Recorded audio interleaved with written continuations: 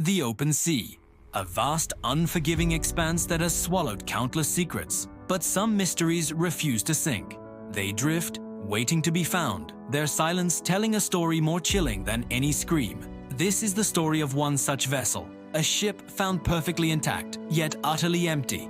This is the story of the Mary Celeste, history's most famous ghost ship. Our story begins not on a desolate ocean, but in the bustling port of New York City, November 1872. The air is crisp with the promise of winter, but for the crew of the brigantine Mary Celeste, there is only the hopeful warmth of a new voyage. At the helm is Captain Benjamin Briggs, a respected, sober, and experienced mariner. He is not alone in his command. With him are his wife, Sarah, and their 2-year-old daughter, Sophia. 7 seasoned crewmen complete the ship's company. Their destination, Genoa, Italy. Their cargo, 1,701 barrels of denatured alcohol, a volatile but valuable commodity. On November 7th, the Mary Celeste slips its moorings and sails out of the harbor, a picture of hope and industry against the New York skyline. For the 10 souls aboard, it was the beginning of a routine transatlantic crossing. They couldn't know it was a journey into legend, a voyage from which they would never return. The last anyone would ever see of them were hopeful waves goodbye as they sailed toward the horizon, disappearing into the vast Atlantic. Almost a month later, on December 4th, 1872, another ship, the Dei Gratia, was making its own way across the Atlantic. Its captain, David Morehouse, knew Captain Briggs personally. As they sailed between the Azores and the coast of Portugal, his lookout spotted a vessel adrift. It was moving erratically, its sails in slight disarray, as if handled by a novice or no one at all. As they drew closer, a sense of unease settled over the crew of the Dei Gratia. They hailed the ship. Silence. They hailed again. Only the cry of gulls and the groan of timber answered. Captain Morehouse recognized the ship. It was the Mary Celeste. Something was terribly wrong. He ordered a boarding party to investigate. What they found would baffle sailors and investigators for the next 150 years. The ship was a ghost. Not a soul was on board. But this wasn't the scene of a disaster. The Mary Celeste was, by all accounts, in seaworthy condition. Her cargo of industrial alcohol was almost entirely untouched. In the crew's quarters, their belongings were neatly stowed, their oilskin boots and pipes left behind as if they intended to return at any moment. In the captain's cabin, Sarah's sewing machine had a piece of fabric still under the needle. A child's toys lay scattered on the bed. A meal was seemingly laid out on the table, uneaten. The ship's logbook was found, its final entry dated November 25th, 9 days earlier. The entry was routine, noting the ship's position. There was no mention of distress, no hint of trouble. Everything looked normal, except for one chilling fact. Everyone was gone.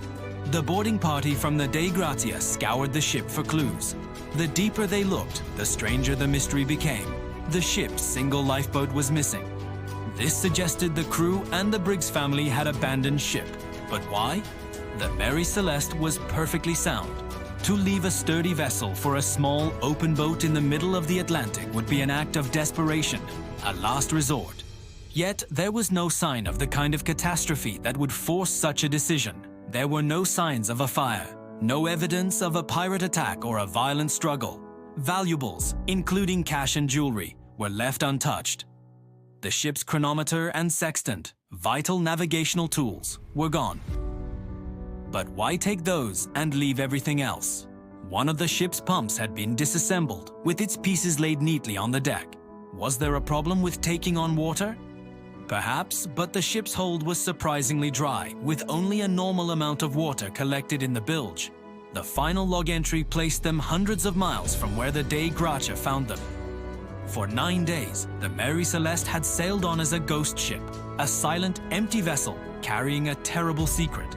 The Dei Gratia's crew secured the Mary Celeste and sailed her to Gibraltar, claiming the salvage rights they were legally due. But their story was so bizarre that they were immediately put under suspicion. The Admiralty Court launched a thorough investigation, led by a prosecutor who was convinced of foul play. He suspected the crew of the Dei Gratia had murdered everyone on the Mary Celeste to claim the salvage reward. Or perhaps there was a conspiracy involving Captain Morehouse and Captain Briggs. The prosecutor's theory was simple. The crew of the Mary Celeste got drunk on the industrial alcohol cargo, murdered the Briggs family and the ship's officers in a drunken rage, and then fled in the lifeboat, or were themselves killed. But the theory quickly fell apart. The cargo of alcohol was denatured, essentially poisonous and undrinkable. And there was not a single drop of blood, not a single sign of a struggle found anywhere on the ship. The investigation lasted for 3 months, but the court could find no evidence of foul play. They reluctantly awarded the Dei Gratia crew their salvage money, but it was a fraction of what the ship and cargo were worth. Their reward tarnished by the shadow of suspicion. The official inquiry closed, but the mystery had just begun. With no official answer, speculation ran wild. The public imagination was captured by the story of the ghost ship, and theories, both plausible and fantastical, began to emerge. One of the earliest theories was piracy. The waters around the Azores were known to have pirates, but this was quickly dismissed. Pirates would have plundered the ship, taking the valuable cargo and the personal belongings of the crew. The Mary Celeste was found with everything of value still on board. What about a mutiny? Could the crew have risen up against Captain Briggs? Again, it seemed unlikely. Briggs had a reputation as a fair and respected captain. The crew were experienced hands. And again, a mutiny would almost certainly have involved violence. The pristine condition of the ship argued against it. There were no weapons out of place, no signs of a fight. Perhaps the answer lay not with man, but with nature. Could a sudden, violent storm have washed everyone overboard? It's possible, but the Dei Gratia's crew reported the ship was in good condition, not the battered state you'd expect after a severe storm. The ship's log also made no mention of bad weather. What about a seaquake? A sudden underwater earthquake could have violently shaken the ship, causing panic. Fearing the ship was about to sink, they could have hastily abandoned it. Another theory points to the cargo itself. The 1,701 barrels of denatured alcohol were volatile. It's possible that some of the barrels leaked, creating a buildup of explosive fumes in the hold. Fearing an imminent explosion, Captain Briggs might have ordered everyone into the lifeboat, perhaps intending to trail the ship from a safe distance until the danger passed. This is one of the more popular and plausible theories. It would explain the hasty but orderly departure. They may have tied a line to the Mary Celeste, but if the wind picked up or the line snapped, they would have been left stranded in a tiny boat, while their perfectly good ship sailed away without them.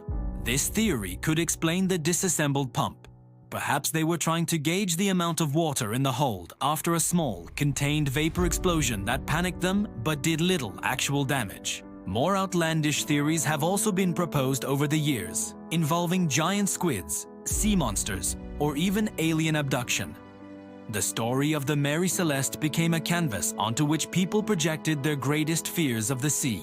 It was a perfect mystery, with just enough clues to fuel endless debate, but not enough to provide a definitive answer. Each piece of evidence could be interpreted in multiple ways. The missing lifeboat points to abandonment, but the reason for it remains elusive. The navigational instruments being taken suggest an orderly departure, but the state of the ship suggests there was no reason to leave. The captain's log ends abruptly, leaving 9 days of silence that no one can fill. So what really happened to Captain Briggs, his family, and the crew of the Mary Celeste? The truth is, we will never know.